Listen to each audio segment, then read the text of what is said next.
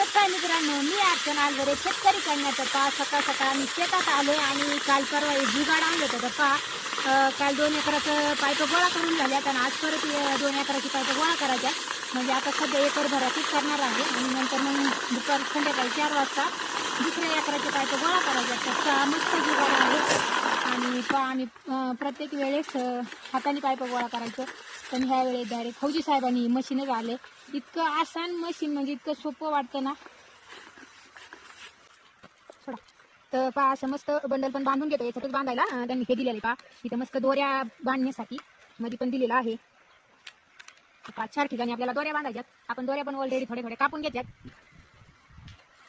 अशा 4 ठिकाणी दोऱ्या बांधून घ्यायच्या, म्हणजे बंडल इकडे तिकडे जायलाच नको, टेन्शनच नको. आणि त्यानंतर अशा दोऱ्या बांधून घेतल्यानंतर इथं चावी दिली, चावी थोडी अशी ढिल्ली करायची आणि नंतर असं करून घेऊन असा बंडल काढून घ्यायचा. तर पहा किती मस्त बंडल गोल बनलाय. तर पहा पुढे आता सटकायचं नाही, 4 ठिकाणी बांधून घेतले. असं आम्ही निम्म रान गोळा करून झाले, निम्म्याच्या वरून झाले, थोडेच राहिले. आता चालेल एवढं रान गोळा करून घेऊन आम्हाला घरी जायचंय. तर चला, कसा वाटला जुगाड कमेंट करून सांगा.